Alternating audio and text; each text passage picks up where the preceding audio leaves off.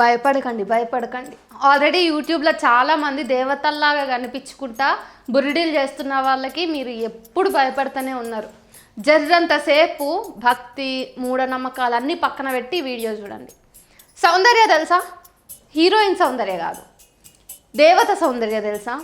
ఎల్లమ్మ తల్లి సౌందర్య తెలుసా? ఆమె మనుషుల్ని డబ్బులు ఎందుకు అడుగుతుందో తెలుసా?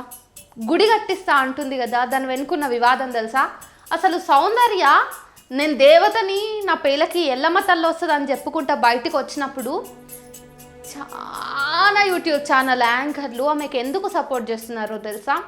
ఆమె చెప్పే కంటే ముందు వీళ్ళే అవును నువ్వు నిజంగానే దేవతవి, నిజమైన జీవితం ఇట్లనే ఉంది అని చెప్పేసి ఆమెకి పొడ్లు దండాలు ఎందుకు పెడుతున్నారో తెలుసా?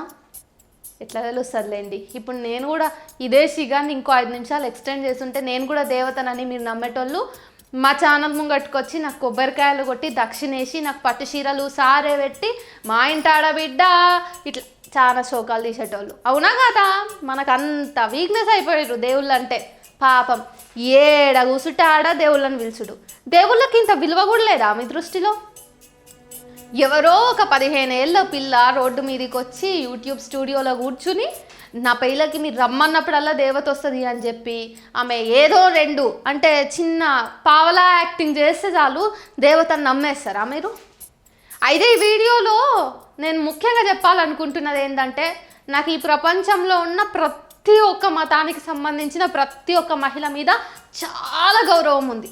With all the due respect to all the women from all the walks of life and from all the religions.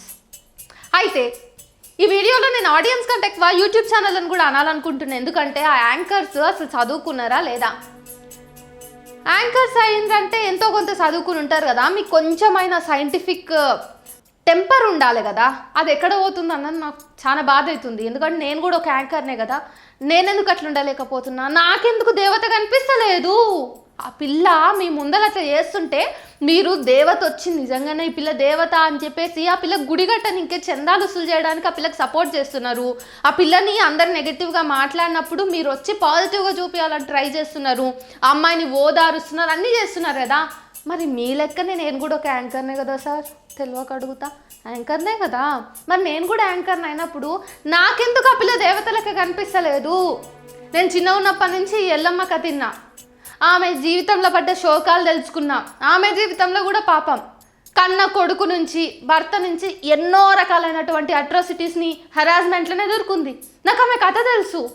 చిన్న ఉన్నప్పుడు సీడీలు వేసుకొని లూప్లో పెట్టి ఆ కథ ఎల్లమ్మ తల్లి చరిత్రను చూసేవాళ్ళం. మరి నాకు చరిత్ర తెలుసు, ఆ కథ తెలుసు. ఎల్లమ్మ తల్లి అంటే నాకు ఒక రెస్పెక్ట్ ఉంటుంది. అరే ఎల్లమ్మ తల్లిని చూడంగానే మంచిగా మా అమ్మ కదా అనే ఫీలింగ్ వస్తుంది. కానీ ఎందుకు మరి సౌందర్యను టీవీలలో యూట్యూబ్లలో చూసినప్పుడు నా తల్లి కదా, నా ఎల్లమ్మ కదా, మా కోసం వచ్చింది కదా, మా కష్టాలను పోగొడుతుంది కదా, మాకు వరాలు ఇస్తుంది కదా, మా అమ్మ కదా అని ఏమనిపించలేదు. కానీ ఆ యాంకర్లకు ఎందుకు అనిపిస్తుంది? నాకు తెలిసి ఆ 3వ కన్ను ఉంటుంది శివునికి, తెలుసా? ఆ 3వ కన్ను శివునిది మొత్తం శివుని దగ్గర నుంచి పారిపోయి వచ్చి యాంకర్లను ఎత్తి మీద కూర్చుందేమో అని డౌట్ కొడుతుంది. అందుకేనేమో ఒక సామాన్యమైన ఒక అమ్మాయి లోపట మరీ ప్రత్యేకంగా మాట్లాడుకోవాలంటే హిస్టీరియాతో బాధపడుతున్నటువంటి ఒక మానసిక రోగి లోపట ఈ యాంకర్లందరికీ దేవత కనిపిస్తుంది. ఇంత పెద్ద మాట అన్నా అని చెప్పేసి మీరు కూడా నా మీద కోపానికి వస్తారేమో. కానీ మరి ఏం చేయమంటారు చెప్పండి? మొన్నటి వరకు అఘోరా వచ్చింది, నేను సర్వం అంటది, సనాతన ధర్మం కోసం అంటది, నేను ఈ దేశంలో ఉన్నటువంటి ముస్లింలను క్రిస్టియన్లను కోత కోసేదాకా వదిలేనని అంటది. ఈరోజు తర్వాత చూస్తే ఏమున్నది? సౌందర్యం అంటే ఎల్లమ్మ తల్లంట. మెయిన్ స్ట్రీమ్ గుడులు అయిపోయాయి, శ్రీరాముని భజన అయిపోయాయి, అయోధ్య గుడి అయిపోయాయి. సో మెయిన్ స్ట్రీమ్ దేవుళ్ళు అందరూ అయిపోయారు. ఇప్పుడు గ్రామ దేవతల మీద పడ్డారు. గ్రామ దేవతల మీద ఎవరు పడితే వాళ్ళు నేను దేవతని, నేను సిగం నిండుతున్నా, నా కళ్ళకు దేవత వచ్చింది, గుడి కట్టియమన్నది అని చెప్పేసి 20 నుంచి 50 లక్షల పిల్ల ఏ ధైర్యంతో అడుగుతుంది?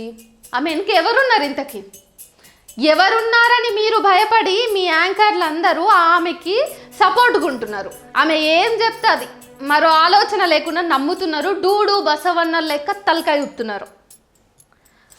అసలు ఈ వీడియోని నేను చేయాలనుకుంటే చాలా క్రియేటివ్గా చేయొచ్చు.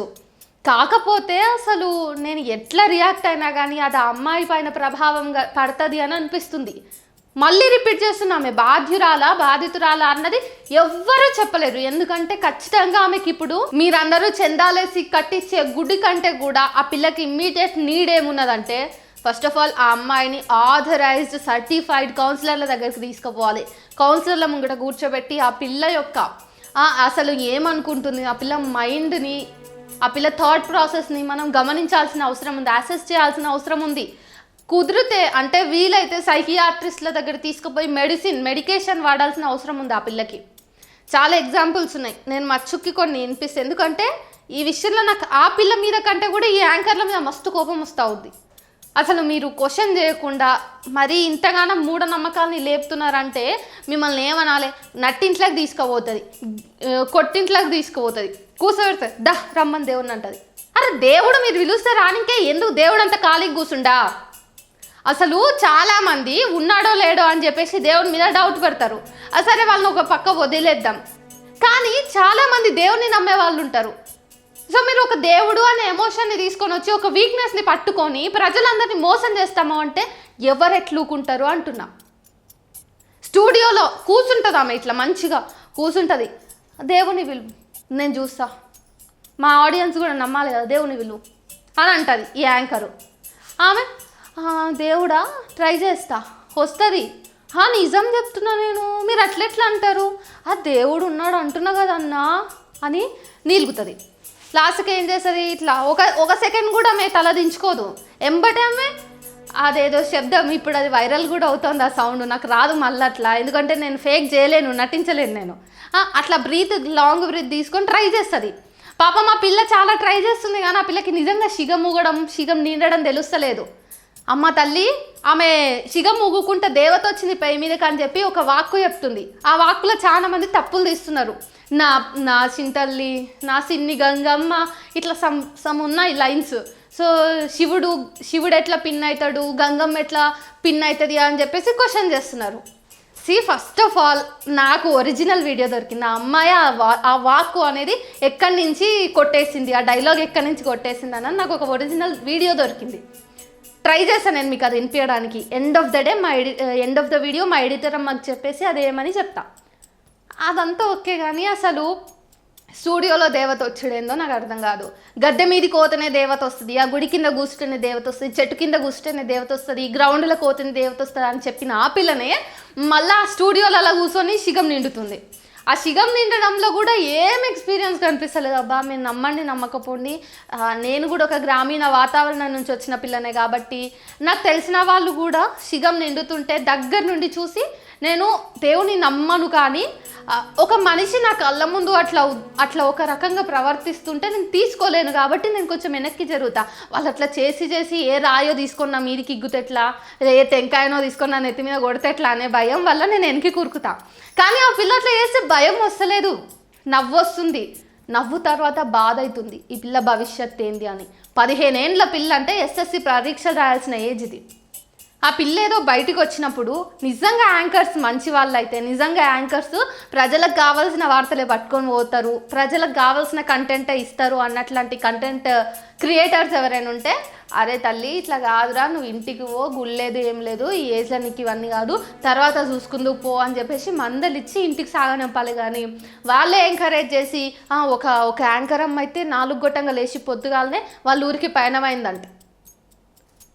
అసలు నాకు అర్థం కావట్లేదు, యాంకర్ల చేతిలో ఆ పిల్ల ఖచ్చితంగా దిష్టి బొమ్మ అయిపోయింది. దేవత తర్వాత విషయం, ఆమె దేవతనో కాదో తెలియదు ఎవరికి. ఆమె నిరూపిస్తావా అమ్మ అంటే నిరూపించే స్టేజ్లో కూడా లేదు ఆ పిల్ల. ఆ పిల్లకి మనం క్వశ్చన్ అడిగితే దాన్ని ఎట్లా డిఫెన్స్ చేసుకోవాలో తెలుస్తలేదు. ఆ క్వశ్చన్ మనం అడిగిన క్వశ్చన్ని ఆ పిల్ల ఎట్లా తీసుకుంటుందో కూడా అర్థం అవ్వట్లేదు. సో అట్లాంటి పిల్లని తీసుకుని మీరు ఎంకరేజ్ చేస్తూ ఉన్నారు. నేను మీ టైం వేస్ట్ చేయదలుచుకోలేదు, కానీ ఒక ఇంటర్వ్యూలో యాంకర్ ఆమెకి ఎట్లా వత్తాసు పలుకుతుందో చూపిస్తా. అవునా? ఓకే, ఫస్ట్ అసలు నిన్ను చూస్తుంటేనే అమ్మవారిని చూస్తున్నట్టు అనిపిస్తుంది. ఇదే అతి అంటారు, ఇదే అతి. ఫస్ట్ ఆఫ్ ఆల్ నేను చూస్తుంటేనే అమ్మవారిని చూస్తున్నట్టు ఉంది అనేసి అవసరమా? అంటే అంత లాంగ్ హెయిర్ వేసుకొని ఫస్ట్ నేను భయపడ్డా. లాంగ్ హెయిర్ ఉంటే దేవత అయిపోతారా? హే లిజన్, మీలో ఎవరికైనా లాంగ్ హెయిర్ ఉంటే మీరందరు దేవతలేనా? ఇప్పుడు రోజు డైరెక్ట్ పొలం దగ్గరికి అయితే వెళ్దాము.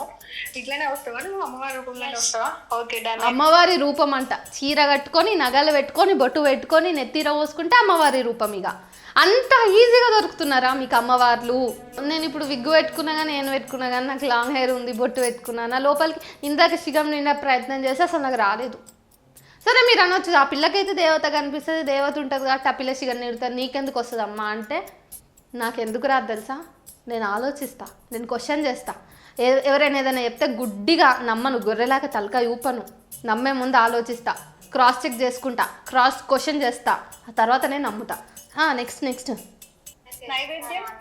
నైవేద్యం కూడా మమ్మీ పెడతానే ఉంటది రోజు అలా వండి. అంటే తను చెప్తాది కదా నాకు నైవేద్యం పెట్టలేరు. నాకు తెలిసినంత వరకు దేవుళ్ళు అనేటోళ్ళు భక్తుల యొక్క కోరికలు తీర్చుకుంటా, భక్తులు మంచిగా ఉండాలనుకుంటారు, వాళ్ళు ఏం ఎక్స్పెక్ట్ చేయరు. సో నేను కొన్ని నా సంస్కృత శ్లోకాలలో కూడా చదివిన, ఉన్న ఆకువో ఒక చిన్న పువ్వో నీళ్లు పెట్టినా కానీ దేవుడు సంతోషంగా నిన్ను సాక్షాత్కరిస్తాడని నేను చదువుకున్నా. ఈ పిల్ల చూడు ఏం టిఫిన్ వండి పెట్టాలి, ఏం నైవేద్యం పెట్టాలో కూడా దేవతనే కళలోకి వచ్చి చెప్తుందంట. ఇనేటోడు అని ఒక సామెత గుర్తొస్తుంది కానీ చిన్నపిల్ల అయిపోయి ఏమనలేకపోతున్నా. నాకు ఇలా చేయండి అని తను చెప్తే అప్పుడు నేను పెడతా. అంటే ఏ ప్రసాదం కావాలి అనేది కూడా చెప్తారంట. ఓకే ఇప్పటివరకు అంటే కళలో చెప్తా నాకు ఇది తక్కువైంది ఇలా చెయ్యండి అని చెప్తే మనం చేస్తాం. అదే కామెడీగా ఉంది రా. దేవుళ్ళకి ఏమన్నా తక్కువ అవుతుందా రా? దేవుళ్ళకి తక్కువ అయితే దేవుళ్ళకి పెట్టే అంత మునగానమైనవా నువ్వు అని మీకు అనిపిస్తలేదా? అది నా మాట కాదు. ఓకే నార్మల్ గా ఏమన్నా అడిగినాయి ఒక 2-3 చెప్పు.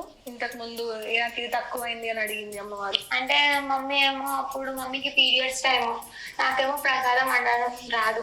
ఓకే సో వండలేదు నేను కూడా.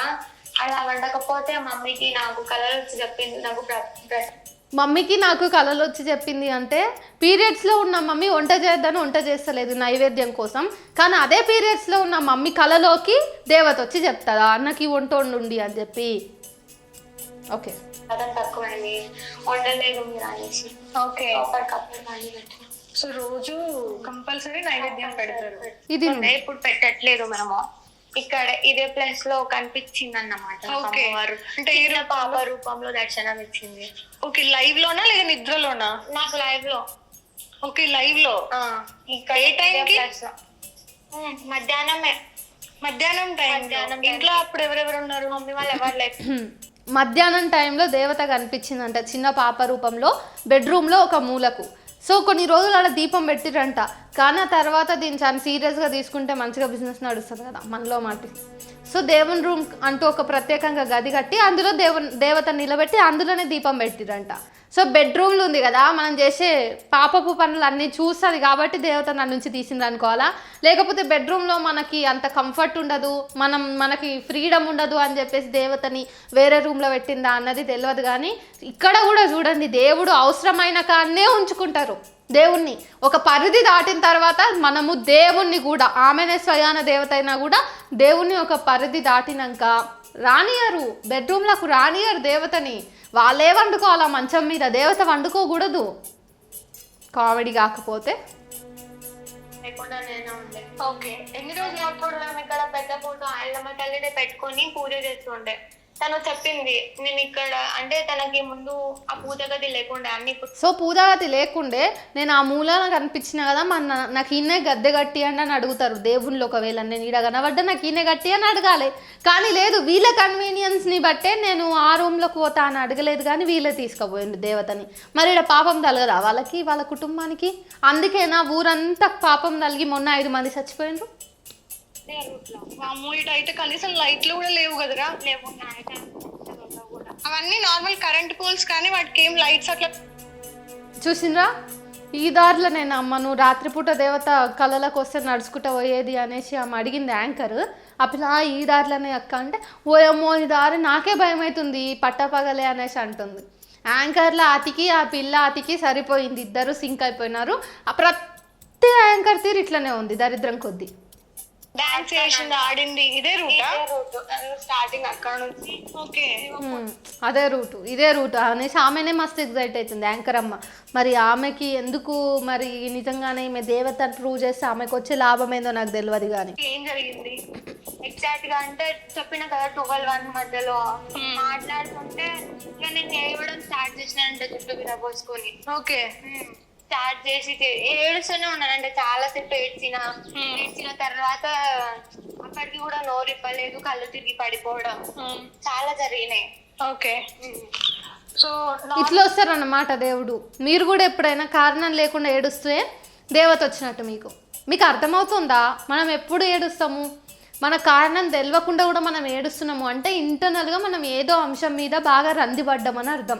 లేకుంటే మనం డిప్రెస్ అయినా ఉన్నామనో, యాంగ్జైటీగా ఉన్నామనో, ఏదో ఒక కారణం వల్ల ఇట్లాంటి మానసిక పరమైనటువంటి కొన్ని కారణాల వల్ల మనకు తెలియకుండానే ఏడుస్తాం, కళ్ళు తిరిగి పడిపోతాం. అంటే మరి అవును, మీరు బాగా గమనించండి, చాలా ఏడ్చి రాత్రిపూట బాగా ఏడుస్తే ఆ తర్వాత సొమ్మసిల్లిపోతారు, ఒక రకమైన మత్తు పడుతుంది కదా.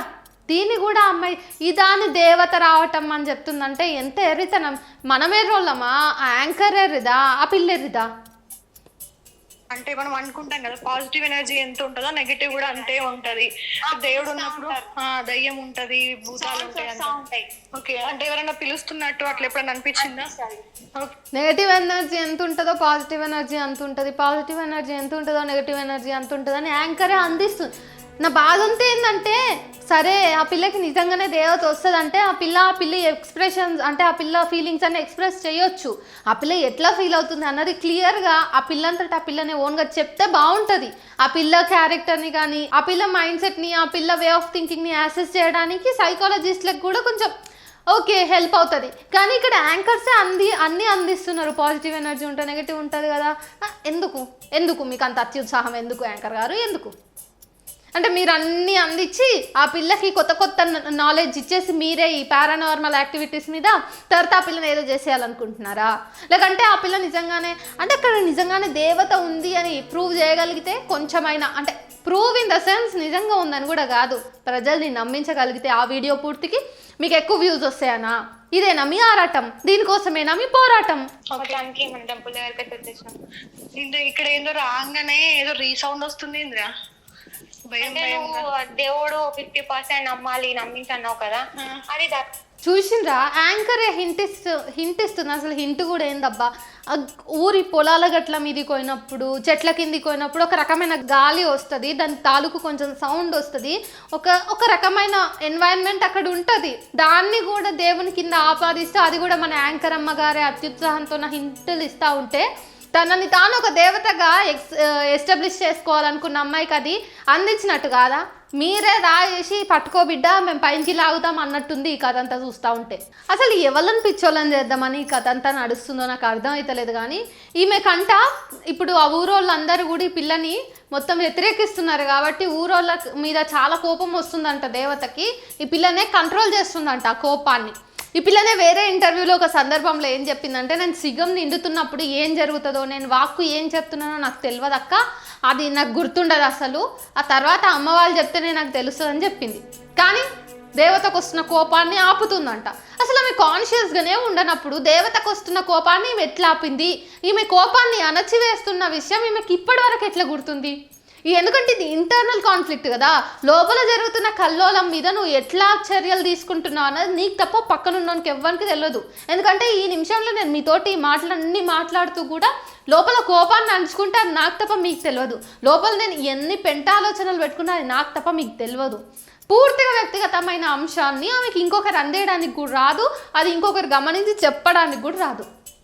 మరి ఇట్లాంటి మానసిక పరమైనటువంటి ఒక హిస్టీరియా చుట్టూ ఆమె ఎంతమందిని పిచ్చోళ్ళని చేస్తుంది. ఆమె కోసం ఈరోజు వేరే ఊర్ల నుంచి, పక్క రాష్ట్రాల నుంచి వస్తున్నారంట, యూఎస్ యూకే నుంచి ఫోన్లు చేస్తున్నారంట.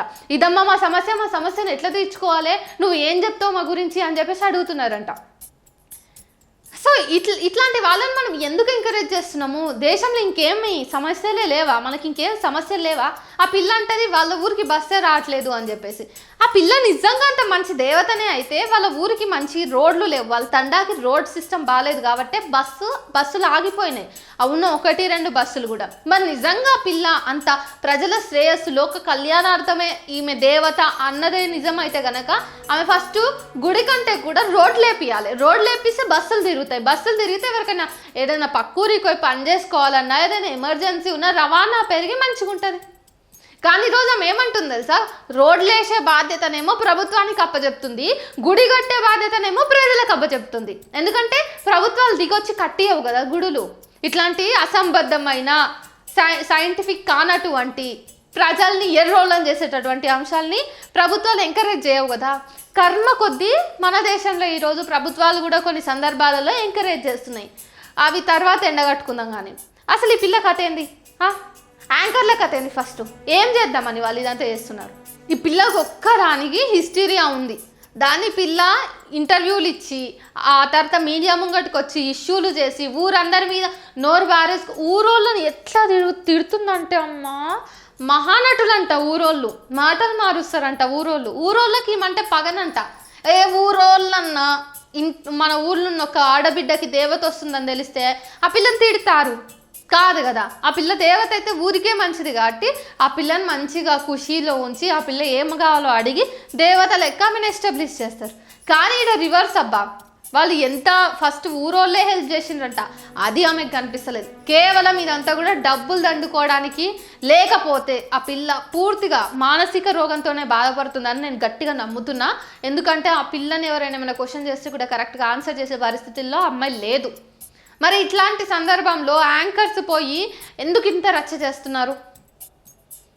మీరు నిజం చెప్పాలంటే మీరు నిజంగా మీ తెలివిని ఉపయోగించగలిగితే ఆ పిల్లకి మానసిక పరమైనటువంటి అనారోగ్యం ఉంది అనేది మీకు అర్థమవుతుంది. కానీ మీరు అట్లా చేస్తలేరు.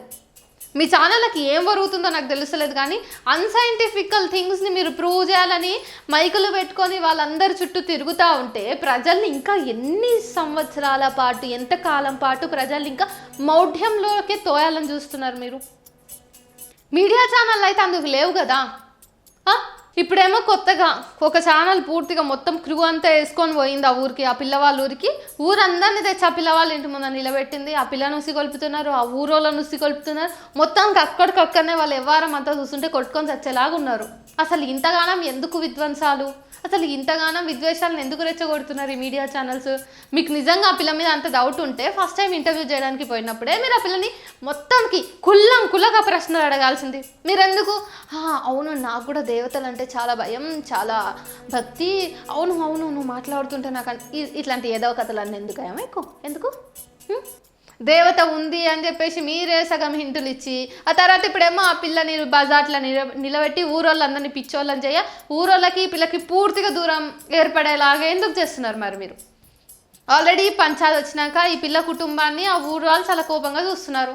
వాళ్ళ కోపంలో కూడా అసలు అర్థం లేదని నేను చెప్పాను. ఎందుకంటే వాళ్ళ కోపం చాలా సమంజసమైనది. ఎవరైనా ₹1 ఇచ్చేటప్పుడు మన ధర్మాలలో, మన సనాతన ధర్మంలోనే ఉంది, ఎవరికైనా నేను ₹1 ఇస్తున్నావు అన్నా, ఇంత తిండి పెడుతున్నావు అన్నా, ఒక బట్ట ఇస్తున్నావు అన్నా అపాత్ర దానం చేయొద్దు అని ఉంది. అంటే అర్హత లేని వాళ్ళకి ఏది చేయొద్దు అని. కాబట్టి పైసలు పెట్టాల్సిన వాళ్ళు కాబట్టి వాళ్ళు క్రాస్ చెక్ చేసుకుంటారు, వాళ్ళు చూస్తారు, అది వాళ్ళ సమస్య కాబట్టి వాళ్ళకి తప్పదిగా. ఎండ్ ఆఫ్ ద డే అది వాళ్ళ ఊరు కాబట్టి. కానీ మీకేమైంది? మీరు చదువుకున్నారు కదా, సో మీరన్నా ప్రూవ్ చేయాలి కదా. ఇట్లాంటి కథలు చాలా నడుస్తూ ఉన్నాయి. అసలు వీటిని ఎట్లా అరికట్టాలో అన్నది కాకుండా మీరు పూర్తిగా అసలు మీడియా ఛానల్ అన్నీ మూర్ఖత్వంలోకి దిగుతున్నాయి. ఇది నాకు ఏమనాలో అర్థమైతలేదు అబ్బా. ఇంట్రెస్ట్ పోయింది చారి గారు ఈ ఇష్యూ మీద మాట్లాడదామంటే కూడా. సరే తీసేయండి అబ్బా, చాలు ఇంకా.